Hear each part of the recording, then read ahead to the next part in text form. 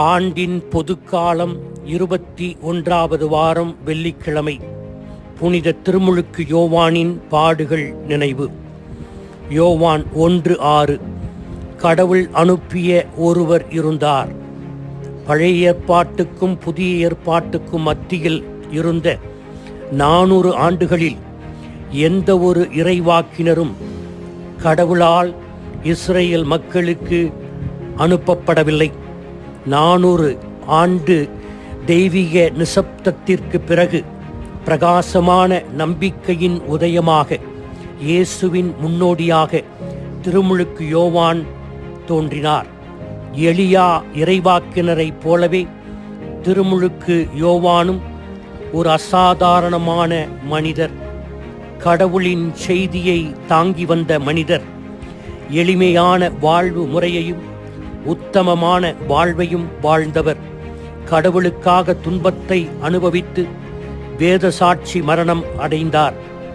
தன் பணி முடிந்துவிட்டது, மீட்பின் பாதை தயாரிக்கப்பட்டு ஆண்டவராகிய இயேசு கிறிஸ்து செல்லும் வழியை செவ்வனே முடித்த பிறகு வேத சாட்சி மரணம் அடைந்தார். ஒரு மதம் என்றால் இப்படித்தான் இருக்கும் என்று நினைத்த உலகத்திற்கு இப்படியும் ஒரு மதம் இருக்க முடியும் என்பதை மாற்றி அமைத்தார் தன்னுடைய வாழ்க்கையின் வழியாக. திருமுழுக்கு யோவான் எருசலேமில் இருந்த எந்த தொழுகை கூடத்திற்கும் சென்று நற்செய்தியை அறிவிக்கவில்லை. யூதேயாவின் பாலை நிலம்தான் ஆலயமாக இறைவனின் செய்தியை எடுத்துரைக்கின்ற இடமாக மாறியது. மதகுருமார்கள் அணிந்திருந்த ஆடைக்கு மாற்றாக ஒட்டக முடியிலான ஆடையை அணிந்தார். சட்டத்தின்படி ஒழுகிய யூதர்களின் ஒழுங்கமைக்கப்பட்ட உணவை தவிர்த்து எளிய காட்டில் கிடைக்கும் உணவுகளை உண்டார். அவருடைய வாழ்வீச்சு போதனையை கேட்கின்ற போது இந்த மாற்றமெல்லாம் ஒன்றுமில்லாதது போல் நமக்கு தோன்றும்.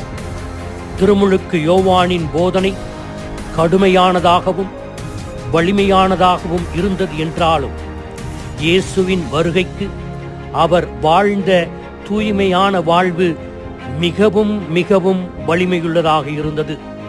தன்னை மறுத்தார், தாழ்ச்சியோடு வாழ்ந்தார், மற்றவர்களுக்கு மிகப்பெரிய போதனையாக தன் வாழ்வை அமைத்து காட்டினார். இயேசுவின் செல்வாக்கு பெருக வேண்டும், எனது செல்வாக்கு குறைய வேண்டும் என்று தனது சீடர்களுக்கு திருமுழுக்கு யோவான் இயேசுவை பற்றி கூறினார்.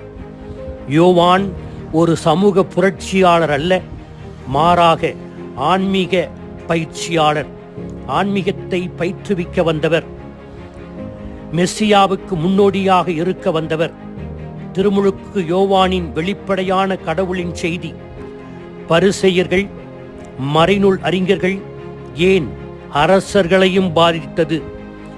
தனி மனிதனில் மாற்றத்தை ஏற்படுத்த வேண்டும் என்று உந்தித் தள்ளியது.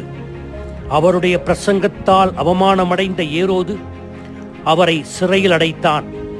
பிறகு அவரை கொன்றான்.